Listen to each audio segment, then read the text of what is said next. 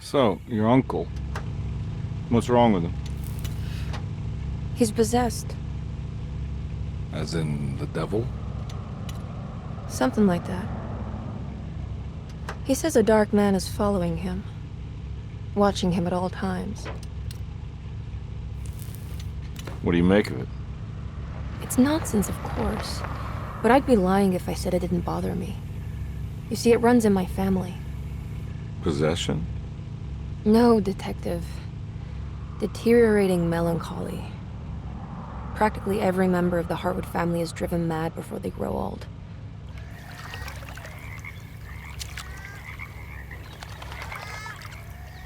But Jeremy didn't kill himself. Is that why he's at Derceto? Despite being convinced that he is truly possessed, he decided to put his last chips on Dr. Gray and his psychoanalysis, figuring he might stumble upon some cure.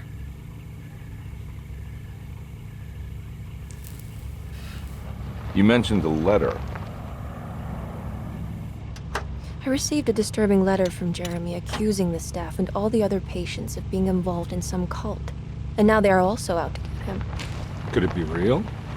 Or is it all just in his head? It's a story he tells himself, Mr. Carnby. Anything to avoid the truth. Which is? That we're all terribly insignificant. That people mean so very little to one another. That there is no one out to get Jeremy Hartwood because he isn't worth getting. Here we are.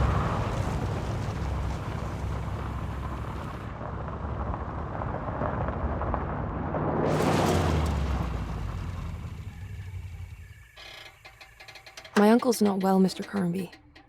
I want to make sure he's all right. And what's my part in this? You couldn't get a cab? I just wouldn't feel safe going alone.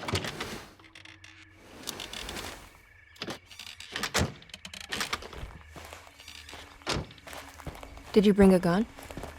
Yeah. You think it'll actually come to that? No. But you might need to wave it around depending on how agreeable the staff will be. What exactly are we gonna do when we find Jeremy? I don't know. Let's just find him first.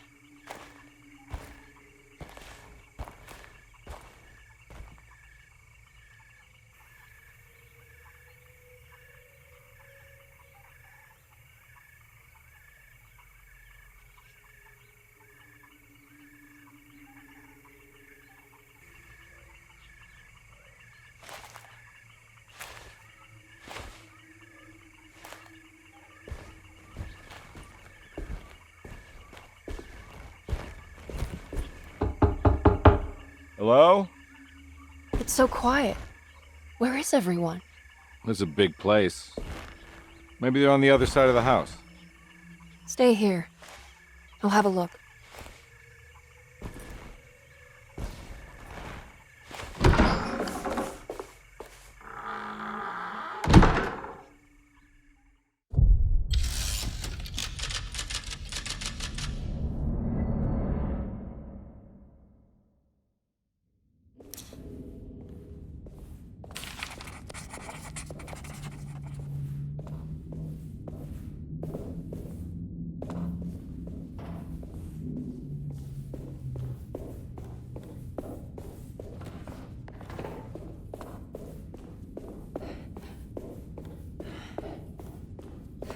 It's so dark in here, I can't see anything. I need the key.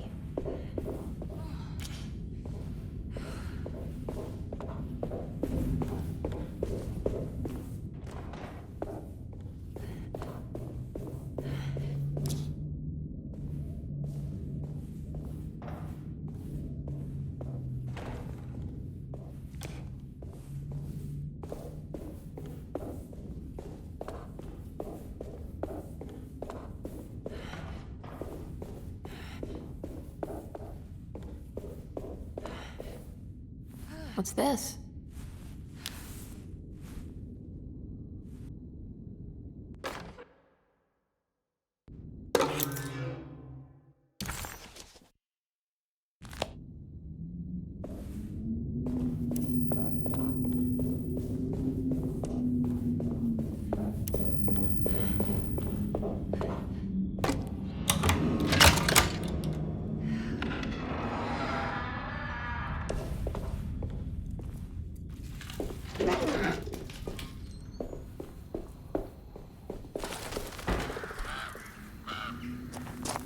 I don't think I'll be able to get in there.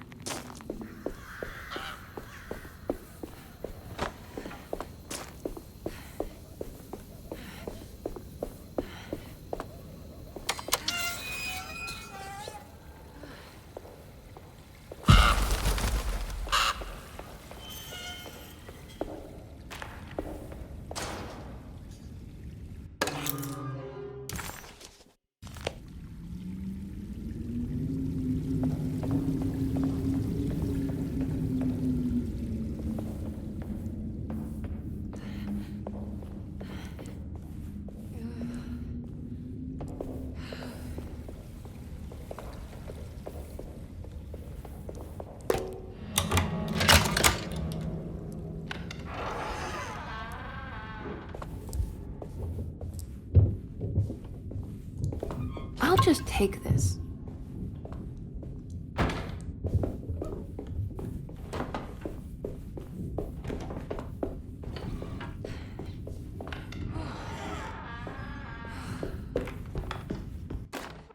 Every day your silence weighs a little heavier. It's been a difficult year for everyone, and many have lost all hope. I read in the papers about people suffering. Pictures of dust-covered landscapes without a drop of water. I wish I knew if you were still tending the earth or if you had turned your back against us. I have started to look for help elsewhere. I pray you will tell me if I am going down a path that you find disagreeable, with help from the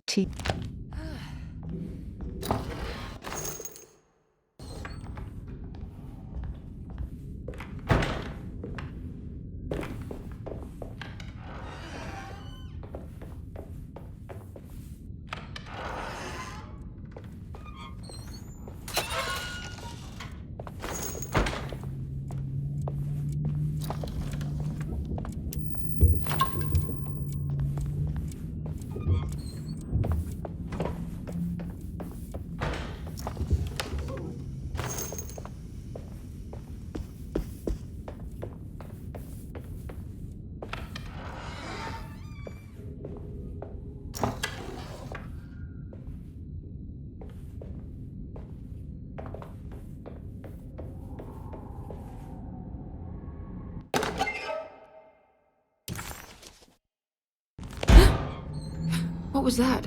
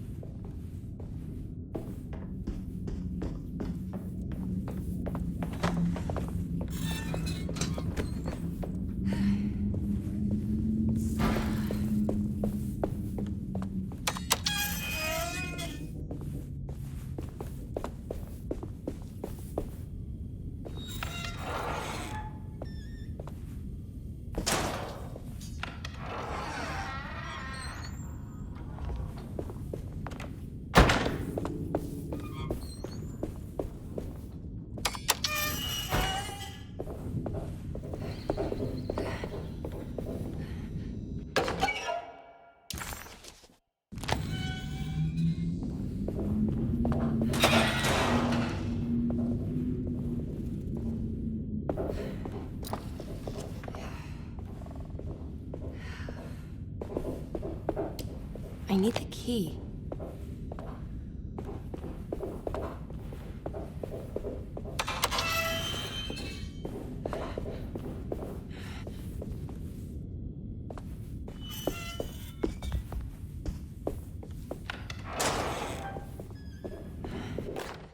Please do not touch the boiler. It is working after all. While the sabotage has caused a leak, only the decorative plate has been completely ruined. Let's wait for Mr. Chance to turn up and he can take a look at the leak. Mr. Waits.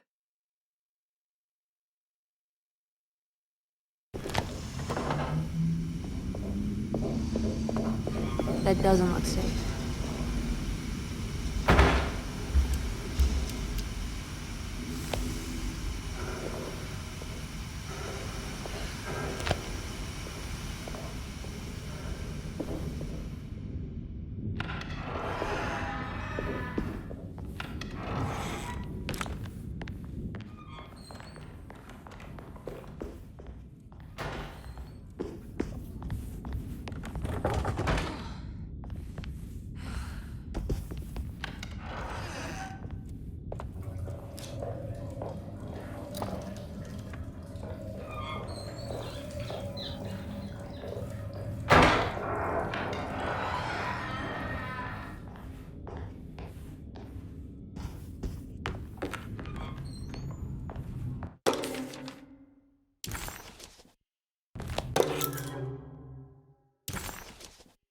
Now what's this?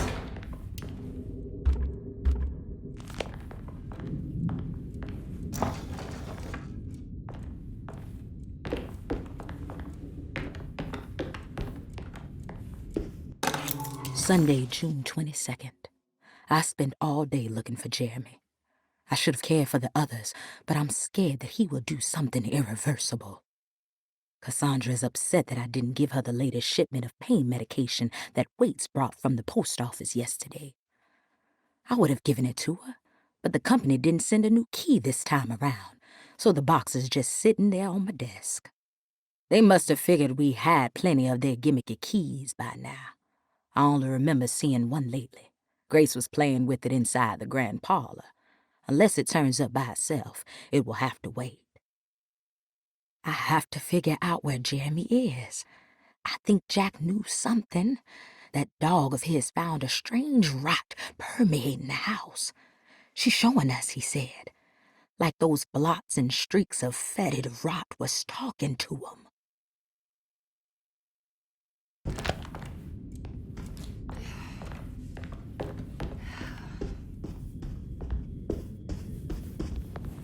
I need the key.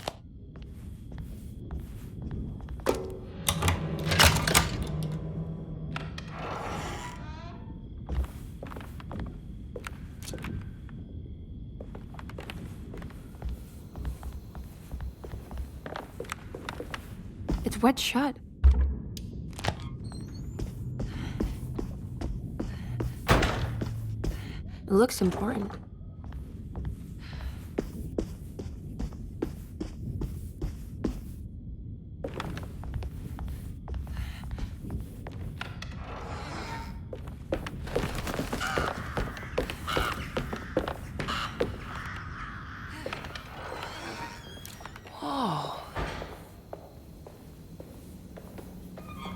I need the key.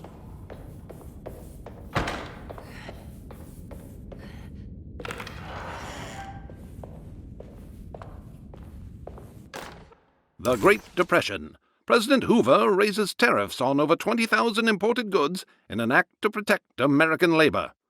Following the collapse of the Wall Street stock market on October 24 last year, American industry has suffered greatly. Thousands of companies have gone bankrupt and left a large part of the American workforce unemployed. In an attempt to turn the tide, the Smoot-Hawley Tariff Act has been signed by President Herbert Hoover. By regulating commerce with foreign countries, the government hopes to encourage the industries of the United States to compete with cheap foreign imports. Superstition on rise. New Orleans voodoo stores and spiritual mediums see increased profit during troubled times. While the market has faced hard times ever since Black Thursday of last year, voodoo doctors and snake charmers see significant rise in number of customers. With the coming Eve of St. John on the 23rd, the police expect increased cult activity around Bayou St. John, the southern shore of Lake Pontchartrain. Voodoo rituals in that area on the Eve of St. John have a long tradition reaching back to the first snake worshippers brought as slaves from West Africa.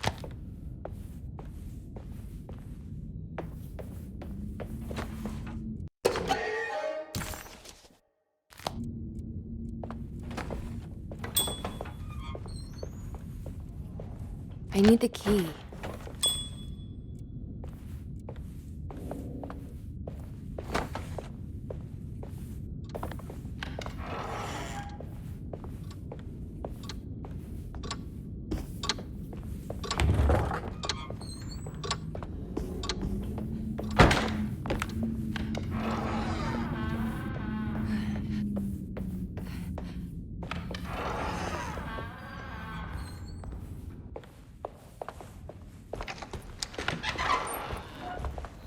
Wait, don't!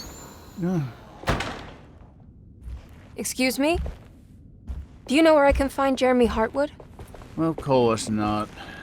McCarthy, what are you doing? I told you not to lose sight of the girl. Don't you worry, Mags. I'll find that little rascal. Who are you people? What are you doing here? I'm sorry about all this, but I'm looking for my uncle. His name is Jeremy Hartwood. What are you doing, child? You shouldn't be alone. Go find McCarthy. Who are you? Are you here for the Fay Dodo? Go upstairs now. My name is Emily Hartwood. I'm the niece of Jeremy Hartwood. This is Detective Carnby. The police? Why are you here? No, I'm a private investigator. Sorry to bother you. My client's worried about her uncle. He's a patient here at Derceto. If you don't mind, could you direct us where to find him? No, I can't. Jeremy has gone missing. If you leave your information, I will make sure to contact you. Wait, he ran away? No, he won't leave the house. He's around here somewhere, and both of our orderlies are looking for him. That's unacceptable. Where's Dr. Gray? I want to speak with him immediately. Fine, I'll ask him. Wait here and don't touch anything.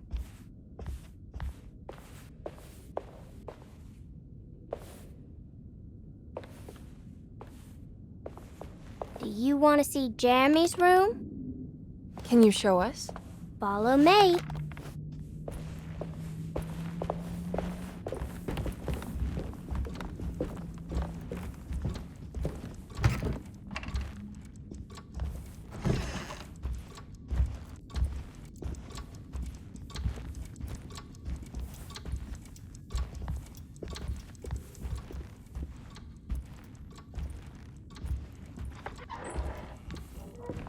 Thank you.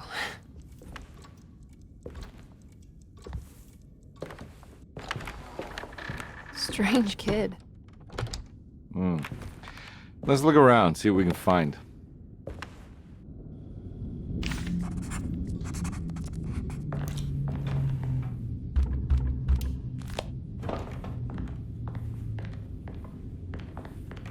What kind of stuff are we looking for? I've never been part of an investigation before. Letters, diaries, receipts, all sorts of notes.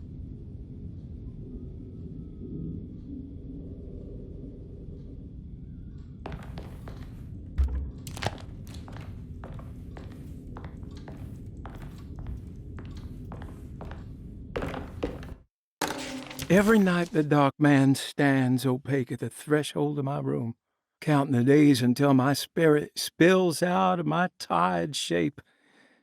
Only his pallid mask shelters my remaining sanity. Staring directly into the face of that demonic sultan would surely sunder time itself. Would he have looked the same to my father as he struggled for his life? Does his veiled face haunt my niece quite the same way? I wish so that I could rest my soul in that sunburnt convent of Tarawea. Would I find you there, Juan? Or Senora Perosi, back from the beyond? Every night I hide from him, moving from one misshapen memory to another. Scenes conjured out of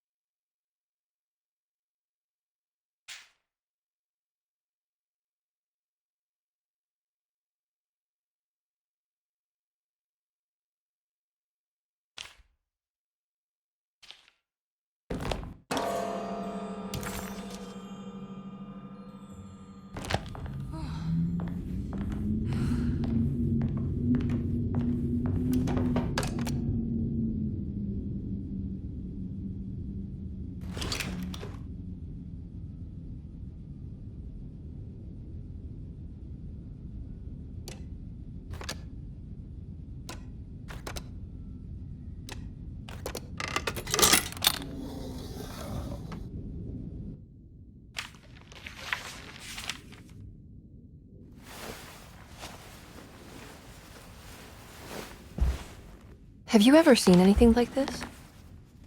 Looks like a talisman. You mean like this one?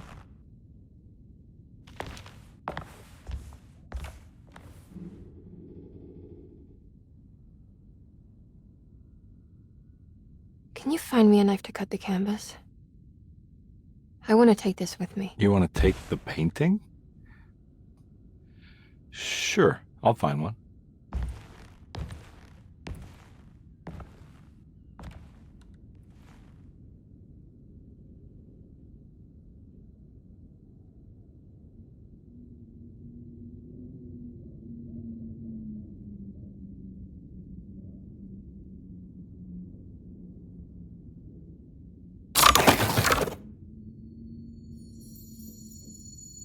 I found this tube as well. Should keep it safe for you.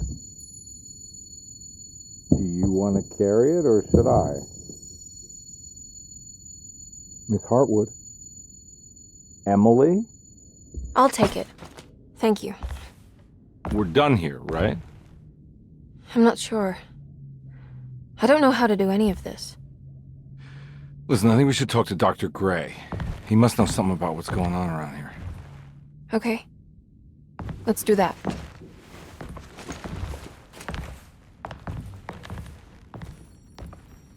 Come on, I don't want to be here all night.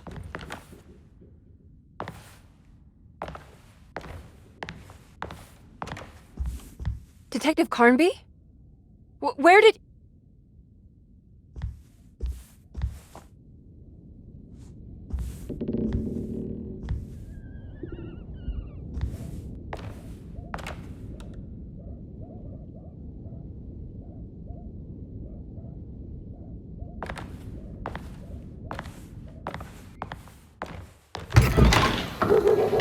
What on earth is happening? What is this place?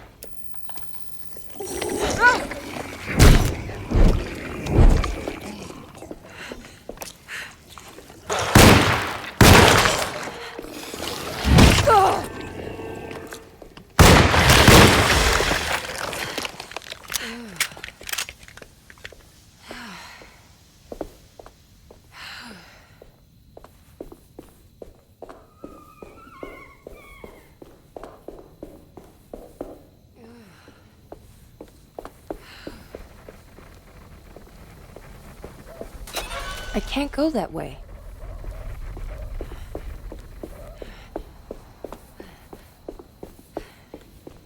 This can't be.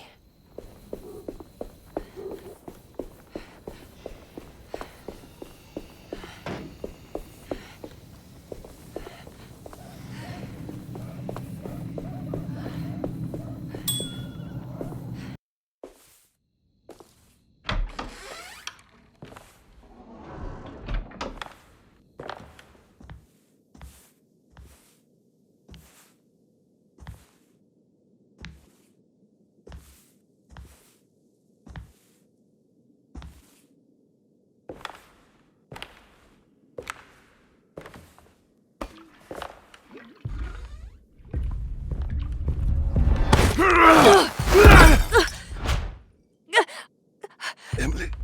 Is that you? Batiste? How'd you get here? I was back at Derceto. Looking for my Uncle Jeremy? Jeremy's your uncle. I didn't know. Why would you? You're still working at Derceto? Yeah, both me and Lotta stuck around. We're real orderlies now. You remember my sister Lotta, don't you? What happened, Baptiste? How are we here? You know about the dark man haunting your uncle? I'm familiar with his mental state. I think we all in his head somehow. Cause these streets are real, but they're not like on any map. Nah, this is like when you remember something, but in the wrong way. Do you know how to get back to Derceto? I'm not safe here. Truer words have yet been spoken, Mrs. Marcus. Don't call me that. It's Miss Emily Hartwood. There's no reason to call me anything else. I'm sorry, Miss Emily. I'm just trying to tell you like it is. This place ain't safe for no one. There's evil hiding in the dark. How do I get back? Only Jeremy knows how. He has this juju necklace guiding him. You mean this talisman? Mm-hmm. Just like it. He says it's been protecting him ever since he got it from Miss Jackson down the street. You know where it came from? Have you been there? I was there no more than 1 hour ago looking for Jeremy. I locked it up to keep the ghouls from getting inside. You can have the key if you want. Thank you. I'll take a look. Stay safe, miss.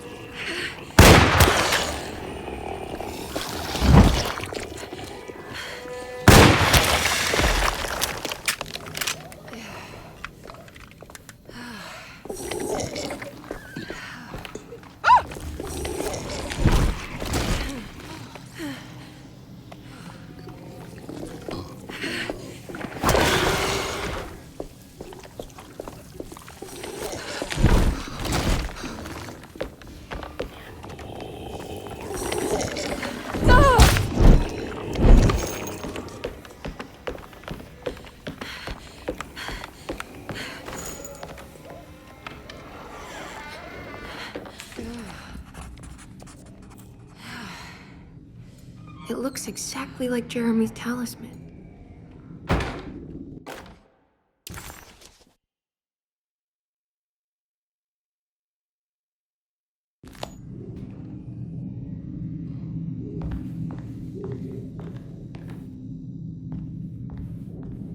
I think it's meant to hold the talisman.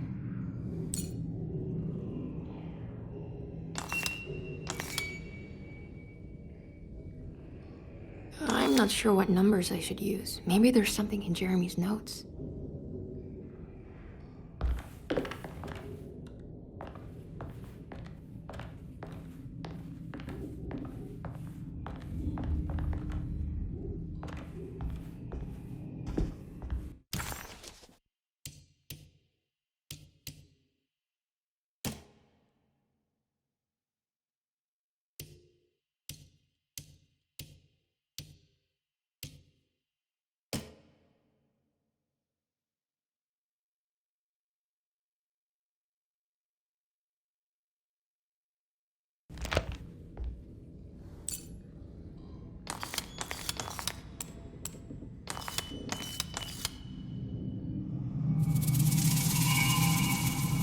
What's that picture in the glass?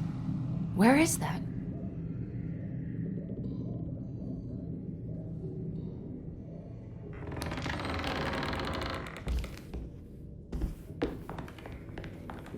Good to see you again, Miss Hartwood. Mrs. Thompson told me you were here.